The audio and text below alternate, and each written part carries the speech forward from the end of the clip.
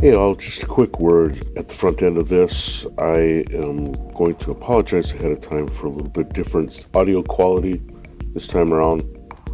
This is the first podcast that was recorded post-flooding, so I don't have my normal recording studio and setup. And so I'm having to use a little Bose headset, which isn't the greatest. I apologize ahead of time for some of the different quality of the audio, but the talk is great, so enjoy it.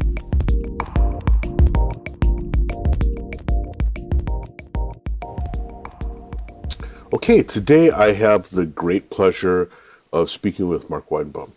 He has been suggested to me by a number of people, most maybe importantly by Brian Crabtree, who really wanted to hear more about Marc. And so this is with that as a prompt, it was pretty easy to say, I'm going to follow through on that. And so with that, I introduce you to Marc. Hey, Marc, how's it going? Very well. Thanks for having me. Thank you so much for taking the time out of your schedule to have a chat. I appreciate it. Oh, definitely. I know a lot of the different things you do, but I'm curious to hear how you would, or like what order and what things you would embellish on. So why don't you tell us what you consider to be your work?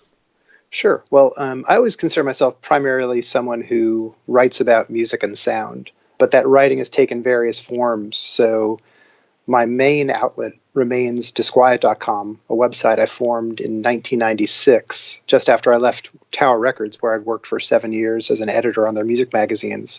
So writing at disquiet.com is kind of my focal point. But associated with disquiet.com is this music community that I formed in 2012 called the Disquiet Junto. We can talk a bit more about that later on, but it's a community of people from around the world who respond to compositional prompts each Thursday to Monday. And then I teach a course about the role of sound in media at a local art school here in San Francisco where I live. So those are sort of the three main things that I would think of as my work. Sure. Now, as a writer, what you're probably, I've actually run across your writing when I just am looking around for certain areas of interest. I'll never forget like being actually kind of surprised because every once in a while I get my nerves up to get a new computer.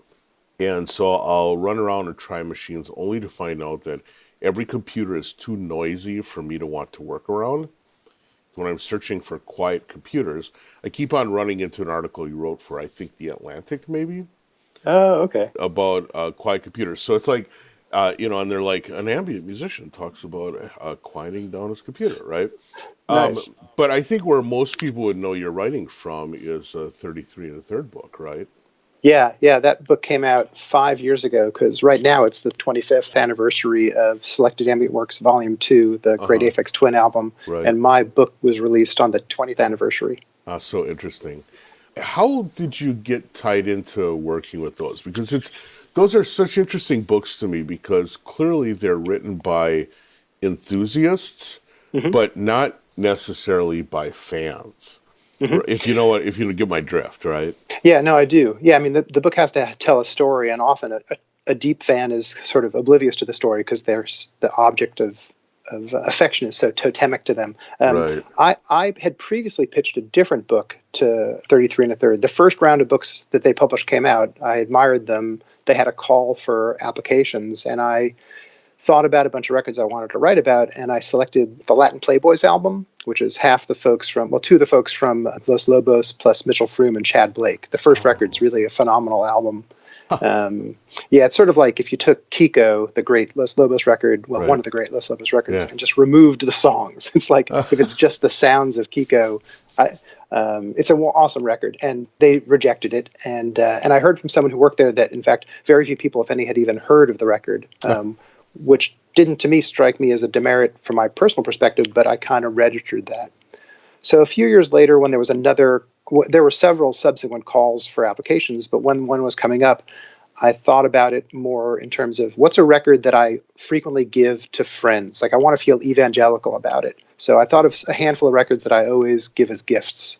And then I thought about which of those records had audiences that were literate, that there was an audience for it that wanted to read about it. Right. And then I thought about, of those records, which sort of exists oddly in an absence of writing about it. Like which of these records has sort of a void?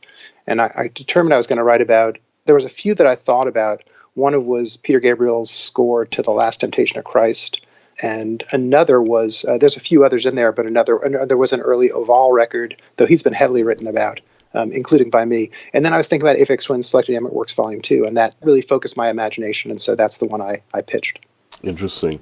One of the reasons why there hadn't been a lot of writing about that is because Aphex Twin himself, Richard James, has always been a little adverse towards being written about, and particularly giving straight answers to anything that he has ever been asked, right?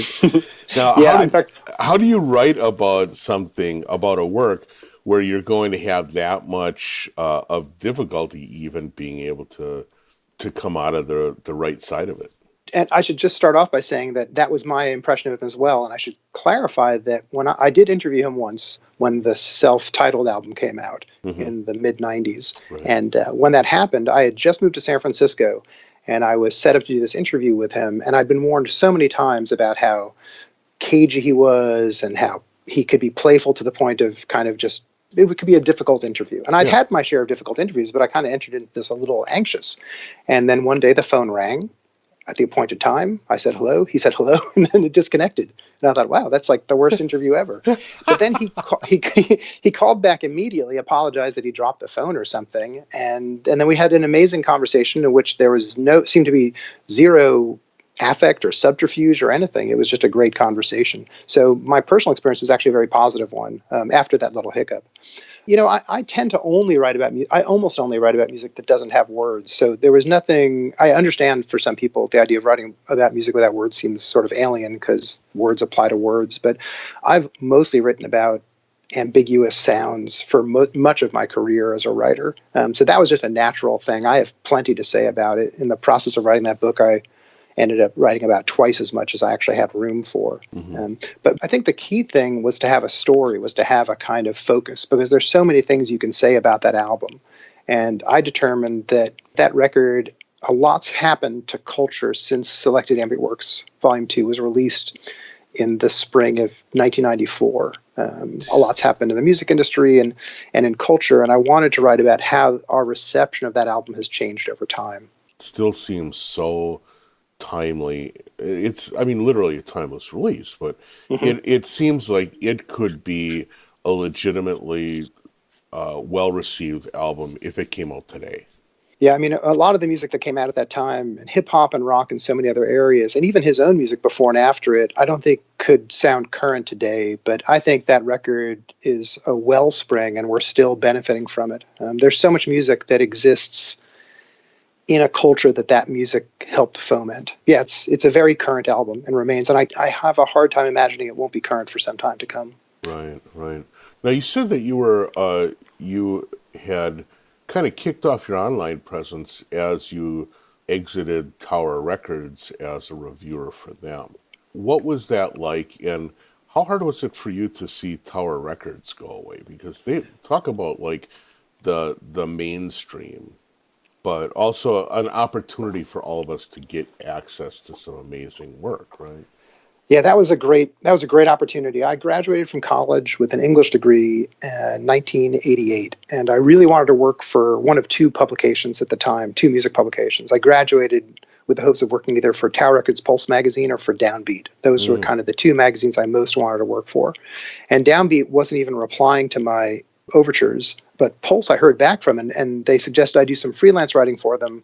First, there wasn't a position open, but they were enthusiastic about my contributions, which was really appreciated. So I wrote some very short pieces and then built up to some longer ones. And then an editor happened to leave, which left room for them to hire someone. So I moved out. So I was there from late 89 to late 89 to late 96. And it was an amazing time. I got to write tons of stories and, more importantly, edit tons of stories. And I edited most of the comics that appeared in Pulse all those years, and worked with a ton of comic artists working on with music as their subject.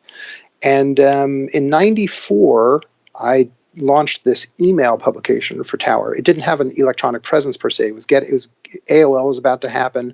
And we launched this email publication called ePulse, and it existed for 10 years. It actually outlasted Pulse. Pulse closed down in 2002 when Tower's financial issues were really becoming significant. Right. And in fact, when we closed down Pulse in 2002, I wrote the last cover story for it, which was about Missy Elliott. And when we closed it down, ePulse was shut down too. And then a week and a day later, I got a call from the publisher, Mike Ferracci, who wanted to tell me a story, which is that he had just heard from Russ Solomon, the fabled founder of Tower Records. And Russ wanted to know where ePulse was. And Mike's response was, well, we closed it down because you said we had to shut everything down because of the financial issues. And Russ is like, come on, ePulse doesn't cost anything. Keep going with that. So we continued to publish it for like another year and a half or so. Oh, wow. Yeah, working at Tower was a phenomenal experience. I helped found a classical music magazine with a good friend, opera critic Bob Levine. But yeah, so in '96, I'd already had this real bug for online. And in fact, I left Tower because I wanted to be more immersed in online. So I joined a company in the Bay Area, what was then called a .com, but today is called a startup. And who was that?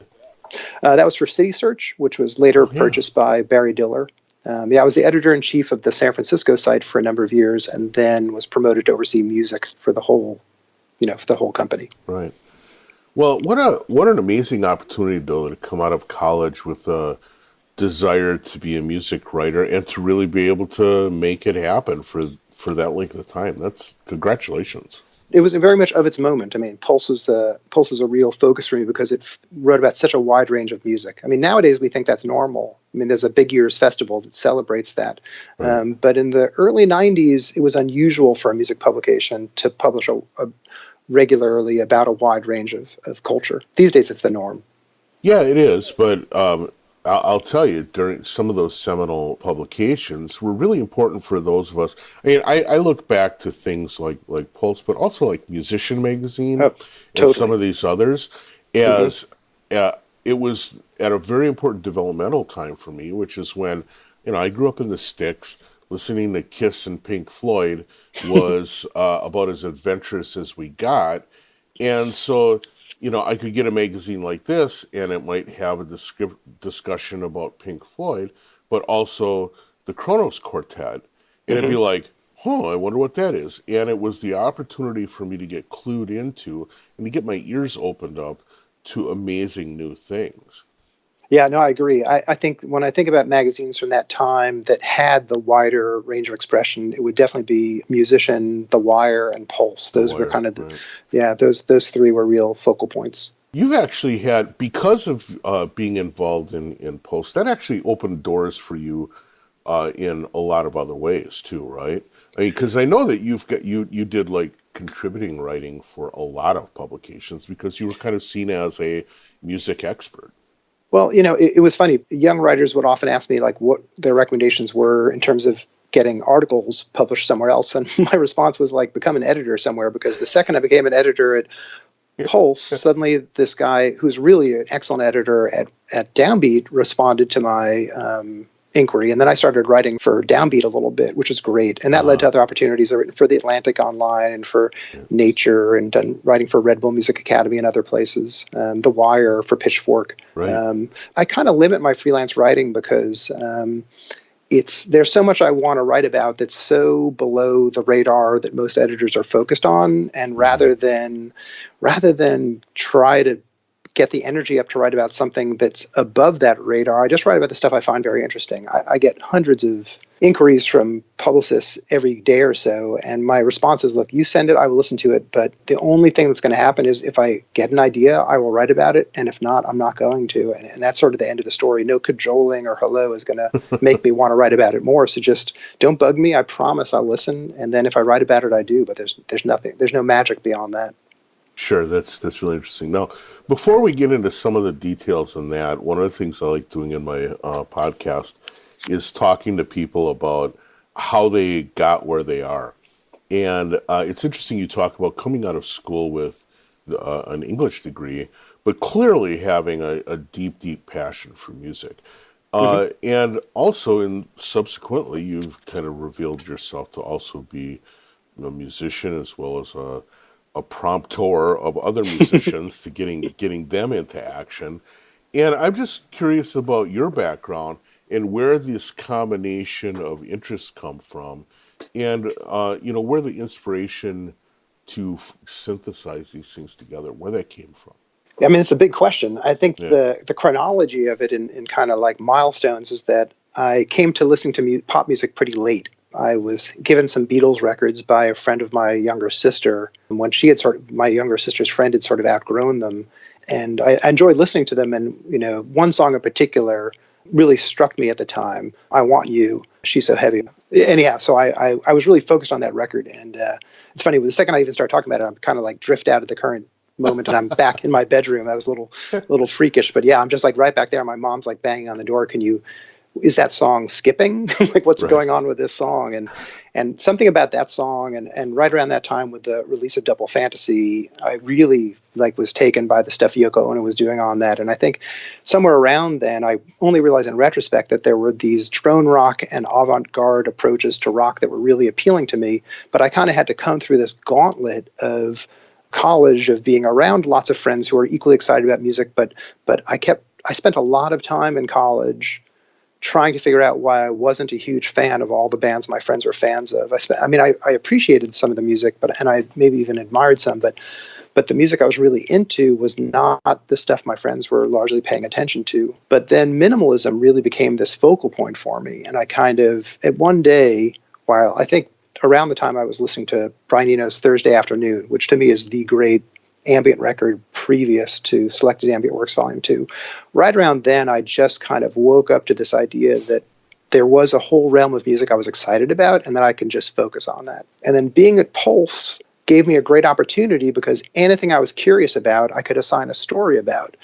And I'd say for about 5 years at Pulse, I just assigned stories widely and listened widely.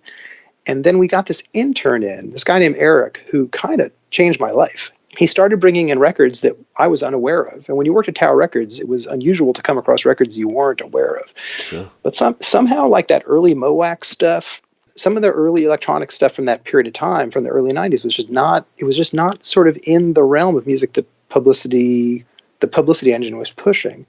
And between Wagon Christ and Kid Koala, and I was already hip to Pauline Oliveros and a lot of stuff coming out of ECM and so forth, but the younger generation doing it, it was really an intern. I owe a lot of thanks to waking me up. Tower also had its own import division called, I think it was called Bay something. The name escapes me. But in any case, I had friends over there, and they would sort of, approach me with other records that I might not have been aware of otherwise.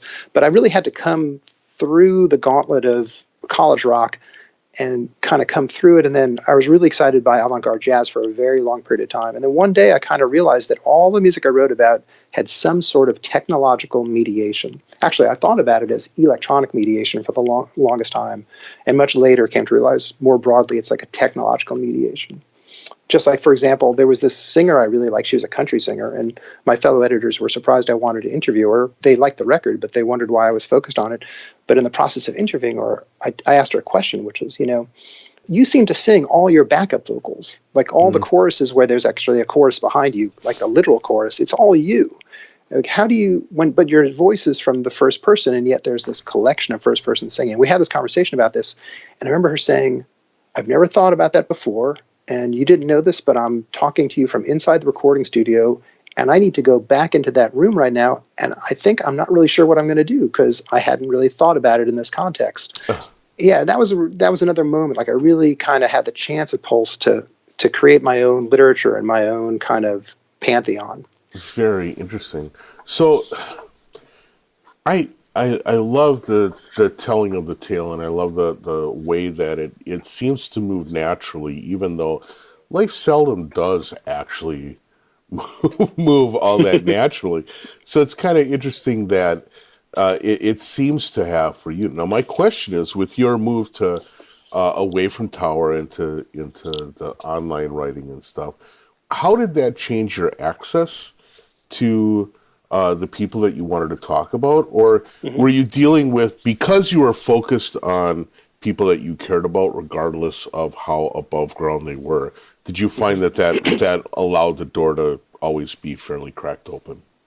Yeah, I think when I first left Tower, I had no plans to start a website. I'd already joined a website, but but the purview of City Search was so broad. It was that when it first launched, it was like 7 city sites, each little almost like independent alternate weeklies. And it was just too broad for me to have a strong sense of identity with it, which is when I decided I really needed a site of my own just for my music writing. But at first, all I put up at disquiet.com was articles I'd already published elsewhere. So if I wrote an article for Pulse, because I continued to write for them freelance after I left, I had a column and I wrote a bunch of stories for them. Sure. I would wait until the story had been out for about a few months, until the issue was old, then I'd post on disquiet.com. So someone would write me a note and say, hey, when are you going to post something else? And I'd explain, well, I need to write something for someone else, and then wait for it to get old. And then one day I realized, I guess I could write for this. So I guess the word blog didn't really come into existence till like 99. So for 3 years or so there, I was kind of flying blind, just posting things to the web without a real sense of structure to it. Sure. It was a very, that mid-90s, with the launch of the Mosaic browser and that period of time, those first few years, it was just, these words information architecture, web designer, these terms, evergreen content, all these terms were words that people were just playing with and trying to figure out how to lend language and structure to this whole new wild west of the internet. It was an exciting time in terms, at first I didn't hear from people very much because back then, the publicity companies were really looking for a few headlines and a handful of publications. Right. But two good things happened. One was that I found myself listening to pop music a lot because I had to listen to something during the drive to work. And I kind of became a little less antagonistic toward pop music. Most people only have access to what's on the radio. Suddenly the pleasures of pop music became clear to me, but it also reinforced to me that that was an artificial structure, that the only reason that a lot of this pop music felt popular or got popular was because it really didn't have a lot of competition. It was the only thing available, right? Yeah. And so that was one thing that happened to my listening. And the other was that I really had at this point already focused mostly on smaller acts anyhow. And so in that time, I just continued to write about them and then became collegial with a lot of musicians who I'd interview. And that kind of reinforced for me that the music I wanted to write about wasn't the latest Warner Brothers release necessarily, though there would occasionally be one, but it was a smaller level, often a musician on that release. Like I won't write about the Beastie Boys, but I could interview Money Mark or something like that. Sure. So now your online presence is through disquiet.com, but I would say for most of my listeners, the fact that there is writing about music there is completely overwhelmed by something else you do through the site, which is called the Disquiet Junto.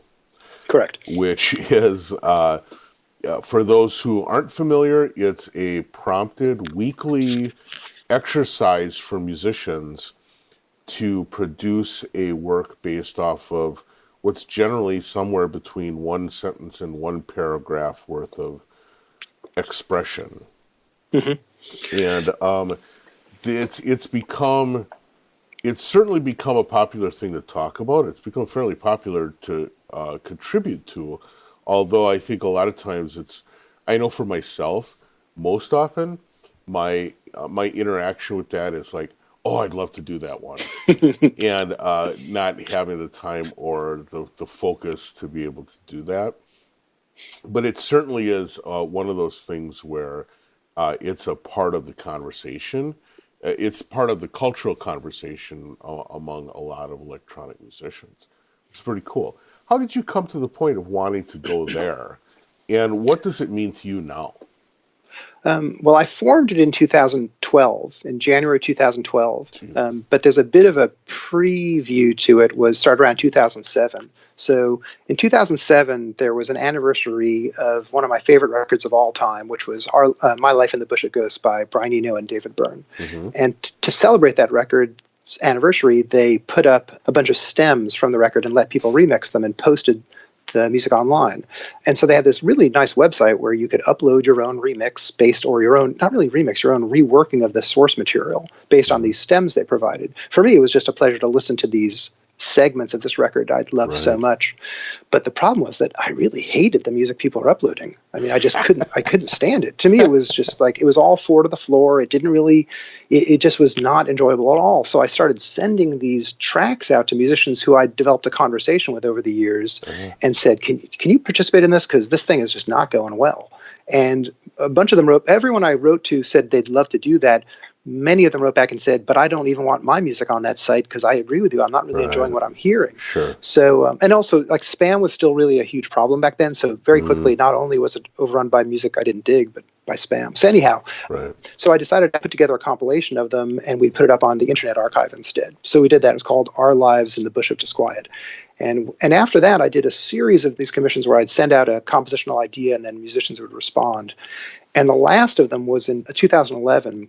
I did one called Instagrambient, where I kind of opened it a little wider. And rather than just hand selecting a bunch of musicians I thought would do a good job, I went a step further and said, in this group of people who I'm communicating with on Twitter, which then was still sort of new, if you participate, I sent a note out saying, if you participate on Instagram and you post images on Instagram, send me an image you think has an ambient quality to it. If you make ambient music and are on Instagram. And then I got a bunch of them, and I sent 25 of them out by mixing them up and sent each musician someone else's photo from Instagram and said, here's the cover of your new album. Now record the single. Uh-huh. And it used a visual idea as a prompt. Right. And it went really well. But I got this. It's funny, you know how like 20 people could say something really nice, but all you remember is the negative thing? Uh-huh. The response was amazing. Like we had 100,000 downloads. It was like a huge deal. Boing Boing wrote about it. I mean, it was a really cool thing. But someone said, oh, the only reason that took off is because you were benefiting from the popularity of Instagram. Which was like, really? That's the issue? So it kind of bugged me. And I thought, well, if I disagree, what do I think was the real reason for it? And I decided that the previous of these commission projects I'd done, we did like Low Light, which was a tribute to Susanna Phillips, the British sound artist. We did My Life in the Bush of Disquiet and a bunch of others. I thought, the difference really for the Instagram one was that the audience, I had less, the participators, I had less control over because it was a little bit more of an open call. Mm-hmm. And the other was, I felt that there was an interaction between the musicians that was really important, that each of them recording, knowing that other musicians would listen, lent it a kind of special energy. Right. So then I thought, well, what if we just did away with the audience entirely? What if we only made music for each other? And if there happens to be an audience, that's great. So I thought about that a lot. And then the first week of January 2012, I just sent out this prompt, record the sound of ice in a glass and make something of it, not knowing if anyone would participate. And the response was great. We had like 60 some odd responses. And then it's just gone weekly ever since. Right. Well, it's amazing. Some amazing music has come out of that. It's, You're like well into the high 300s at this point, right? Yeah, we're just finishing tonight, April 1st, 2019, the 378th weekly consecutive project. That's unreal. That's great. Yeah. It's really cool that you stuck with it. How often do you yourself participate in it? Very infrequently. In fact, I would say that a lot of the times when I was assigning articles, I would assign the articles to the person I thought was best to write it. Mm-hmm. In fact, my publisher was angry at me one day because he saw that I'd written a story for Downbeat that I'd assigned to someone else at our magazine. And he was very cost conscious, as he should be, right. But he was furious that he could have had me write it for free versus this other person write it for us. Sure. And I was like, yeah, but the guy who wrote it for us was Art Lang, who's an incredibly knowledgeable jazz critic, and I wrote it for Downbeat, and nothing personal, but I would never assign a story to myself that I could assign to Art Lang, right? Like, sure. Like that. I mean, he was such a poet, and the publisher got that. So similarly, most of the projects that come out of the Disquiet Junto are ones that I don't think I could myself begin to really do right by, and the best I can do to accomplish what these ideas might accomplish is to reach out to other people to see what they would do with them. I see. Interesting. Now, the thing is, though, both by writing about music as well as doing these prompted opportunities for musicians, it does kind of obscure the fact that you're both an accomplished and a pretty high-quality musician yourself. I don't know. I mean, I would disagree. It might sound like false modesty or something, but okay. I think of myself as someone who makes music primarily to just get to know the tools that are used by people who I really admire. So when I interview them and have conversations and then collaborate with them, I have a stronger connection and a better opportunity to actually move whatever we're working on together forward. Like I've done music supervision for a couple of films where I got to bring on the composer, in one case Taylor Dupree, and in another case Marcus Fisher. And I think our ability to communicate about what the music should sound like was improved upon by the fact that I was using some of the equipment they used, and I understood the vocabulary better than I would have before I started doing so. Well, it's an interesting perspective. Does sound maybe a little false modesty-ish, but I can understand. What I would say is that you're an active participant in the Lines community, Hmm. and you clearly come across as not only skilled with tools, but also comfortable talking about music making, including your own music making. Thanks. Yeah, I mean, I love it. I love talking about the stuff and I love learning about it. I just started taking guitar lessons a year and a half ago. It's coming up on 2 years. It'll be 2 years in like June or July. And going every week and learning about the guitar has been so great. I mean, I've wrote about music since I was in college, and I couldn't read anything until like a year and a quarter ago. I mean, I Hmm. entered into guitar class musically illiterate, having written about music entirely by ear, as it were. And Right. so that's been a real learning experience for me, quite not just for the curriculum of this guitar class, but also how it's affected my ability to think about the sounds that I'm hearing when I write about them. That's But it's all out interesting. of curiosity. It's all Yeah. just like stuff I'm curious about and want to explore. In doing so guitar is certainly one side of where your interests lie, but on the complete other side, I mean, you just got done speaking at the algorithmic Oh, art convention thing or something yeah. like that, right? The Algorithmic Art Assembly here in San Yeah, there you go. Francisco. Right, that's it. I couldn't remember the right name of it. It was great. But yeah, that's what I hear. I know a number of people that were involved and they all just loved it. But it seems like much like what you talk about with your writing, your interest in music and music production also clearly spans pretty much the whole rainbow of options, right? Yeah, I mean, I do my best to kind of self-educate in a lot of different things. I mean, I've been playing music with a guitarist and a vocalist lately, just experimenting with them. Hmm. We're experimenting as a little trio, and my role in it is to process their sounds. So there's three of us, but it's really just two voices, and then my manipulation of their material live using a modular synthesizer, a small modular synthesizer setup, Okay. and it's been fun to do it. And I but the thing there is that I'm nowhere near as good with my instrument as they are with theirs. Uh-huh. Right? Like I almost wish that I could hire someone to replace me because I think I'm enjoying doing it, but they're so skilled. The guitarist has been playing guitar for 40 years, and the woman's been a vocalist probably for as long. And their instrument and voice are just so strong. And so I do my best to participate, but I don't feel as in control of what I'm doing there as I do of my writing or my ability to help the Junto community grow and continue. So Hmm. I think I'm aware of where my strengths are and where my curiosity is stronger than my strengths. Oh, that's interesting. Well, because I really badly want to challenge you or others when they talk about that, because I would say that the kind of skill and facility it takes to be, say, a guitar player or a singer is different than the kind of skill and especially the ability to react that Hmm. comes from a person who is working with those people and processing. I've worked in a number of groups where there have been people that are like these. You hate to call them this because it sounds trite, but they are the processor, Hmm. right? And I always, I might be like strumming a guitar, or I a lot of times played dulcimer and had Ooh. people play. And it was beautiful, but I was like, well, strumming the dulcimer is easy because it's a relatively easy thing. I can't believe the way that person is on a dime turning to deal with this stuff, right? Hmm. It's a different kind of skill set, and I don't think it should be maybe treated as lightly as some people might want to. Yeah, thank you. I had not thought about it that way. I'm gonna. Yeah, I agree. I think to some extent what you're describing is not unlike the ability to run like a music community. It's or to moderate one. I mean, Hmm. there's skills that are much as we were talking earlier about how there are a lot of skills coming to the fore in the 90s that didn't have names for them yet. Perhaps these are areas that they are skills that I should be a little more. I don't know, should think more. Should lend some credence to the idea that they actually are skills and not just things I happen to do. So thank Well, you. I right. appreciate that. Especially if you think about it from the standpoint, like you talked about the early days of working with the internet, how there were a Hmm. lot of things that didn't even have names at the time, right? I think Yeah. there are a lot of skills we're developing now with tools like the modular or processing through the laptop or whatever. I think that there's stuff we haven't really defined yet.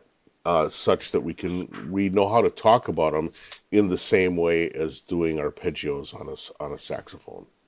Yeah, I think that's really exciting. I would like to mention, if I could, just because if people are listening in, they're likely participants, I would like to mention there is no reason that anyone who's intrigued by the Junto should feel like they need to participate more than once, or that they need to participate more than once every few months, or even more than once a year. It's really, the reason it's weekly is not to make people think they have to participate every week, Oh, though there right. are some people who do. I really want to encourage people, if they want to try it out, that you only have to participate once and just give it a go. It's the weekliness is there so that people know it's there when they want to participate, not to put pressure on them. It's actually supposed to be the opposite. Well, I actually think, I'll tell you, from my perspective as a seldom participant, what I would say is that it goes even beyond that. First of all, the weekly prompt, even when I don't do it, ends up being sort of like a mental exercise that feels artistic. Just thinking about what I would do if I would do it.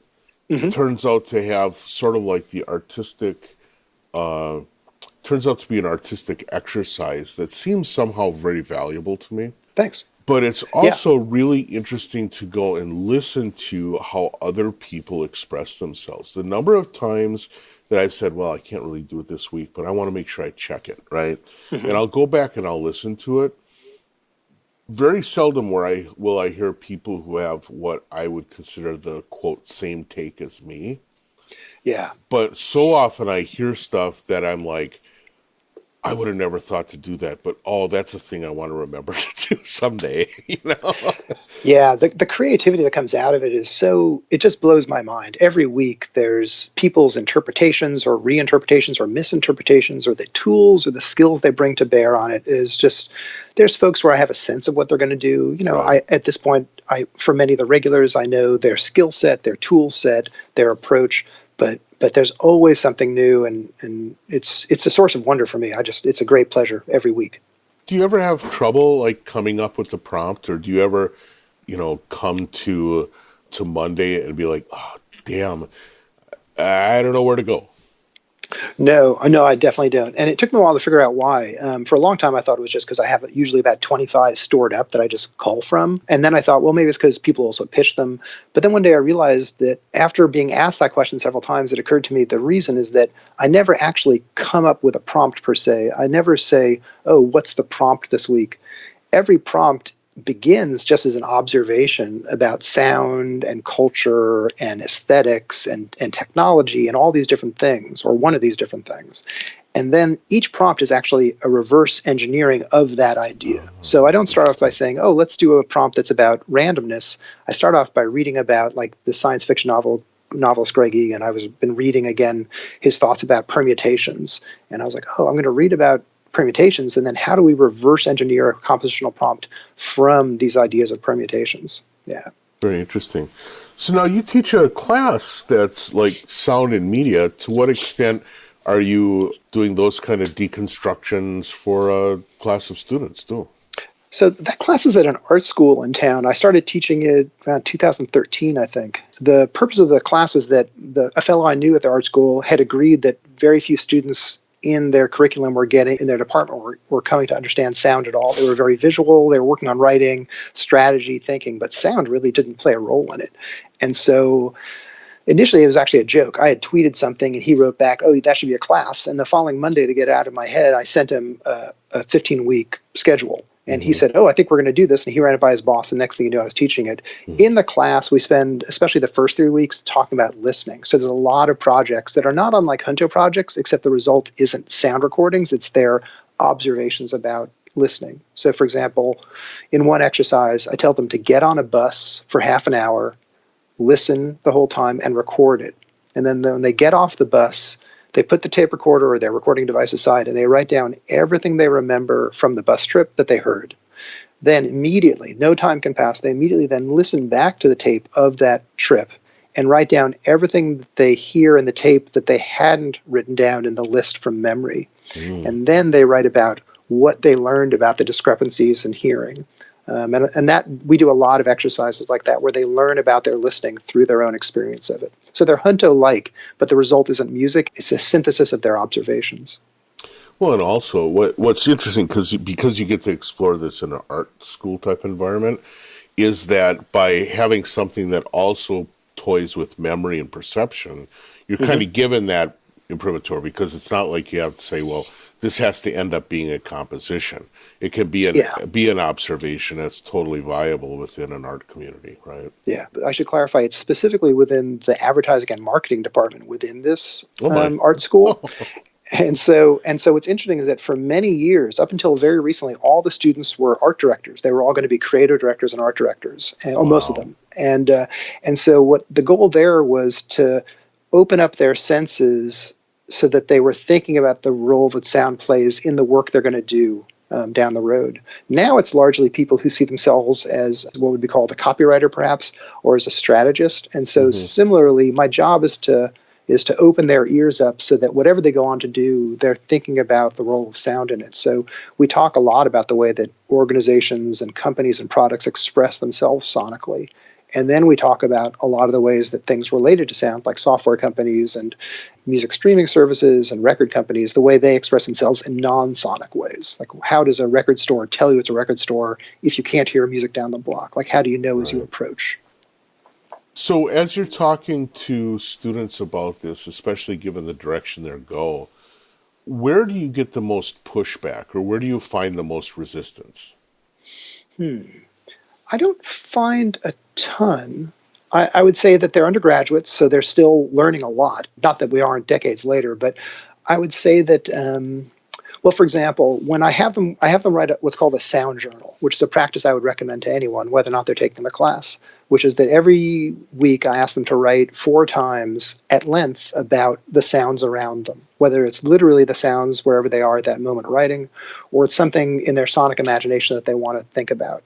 And in the process of doing that, I think not so much a pushback, but the biggest obstacle we're pushing against is understanding what it means for sound to have meaning. Like, I think a lot of people think about sound as being having a direct correlation. Like, that drum beat is emphasis, that guitar is nostalgic, that violin is sad. But sounds aren't all like that, and sounds have a meaning for us. And pushing them to understand the meaning inherent in sounds and that triggers within them from sounds, that's I think the biggest hurdle we need to get past. And it's through writing that I get them there. That's really interesting. Um, yeah, I just looked at the clock and I can't believe that we just blew through that time because it's been a fascinating conversation. Oh, Darwin, I can't thank you enough. It's been a great way to start the week. Yeah, well, and for me as well. Just to finish up, then, where do you think communities can go? Because it seems like you really enjoy being part of communities and being Hmm. part of growth environments, right? And Hmm. introducing people to things and stuff like that. What it seems like in a way we've almost kind of hit a point where we're not sure how to grow beyond that. We've seen things that are massive like Facebook kind of Hmm. end up being or not feeling satisfying because it Hmm. becomes either a place where you could be taken advantage of or a place that's just plain too overwhelmed with people, right? Hmm. Or we have places that are so small that they end up feeling insular. What do you think is the kind of community growth that can happen that provides an interesting next step? It's an interesting question. Well, one thing that comes to mind as I'm formulating a response is that when I look at music technology these days, one of the ways I gauge its how entrenched it is, or how promising it is by the quality of the conversation on the forum related to that hardware or software. It's not always a direct relation because there are sometimes people who are very yappy about things that actually maybe don't prove that effective. Hmm. But by and large, I think there is some really interesting information to be culled when you're considering buying a synthesizer module or considering buying a piece of software or some other piece of hardware, a stomp box or something. You can look at the conversation online that's usually on the forum that's from the website of the manufacturer of that software or hardware, Hmm. and get a sense of the culture of that content. I think the issue there for me is that as someone who writes for a living, I think that writing can be highly overvalued. And I feel that one of the reasons the Junto exists as a model for this is that I feel that musicians communicate to each other through music primarily. And I feel that there's an opportunity in communities for people to communicate in nonverbal ways. Instagram's kind of a nice step in that direction, though a lot of the pleasure of Instagram is actually the captions for the image, like, oh, now I've seen this beautiful picture, where's it from, or what's the context? Right. But I feel like one of the things I'm trying to do with the Junto, and one thing I'd like to see more, is that it isn't just a bunch of people chatting about presets and how they use tools, but their actual participation in the community is somehow nonverbal, that through images and sound and code, they're participating, which is why like GitHub is a community, but it's often not considered alongside. People talk about these massive communities, and GitHub rarely comes up in the list alongside Facebook and Reddit and all these others. And it's interesting because GitHub to me is just as much a community as these others. A pull request is a form of participation.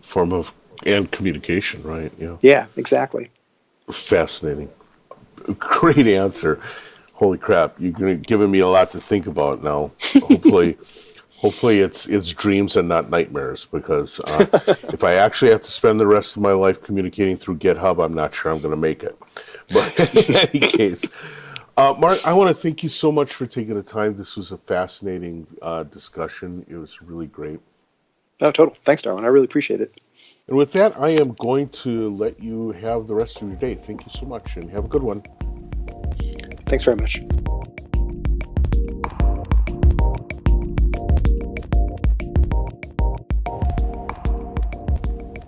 Many thanks to Mark for having that great chat. I don't know about you, but that kind of stuff really inspires me. It inspires me to get off my butt and do some stuff, that's for certain.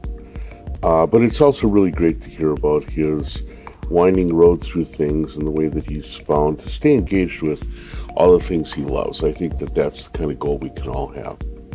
I want to thank you all for listening. I want to thank everyone that I got a chance to meet at Synthplex. It was a great time out there. I hope that you all continue to listen, and we will catch you next time around. Bye.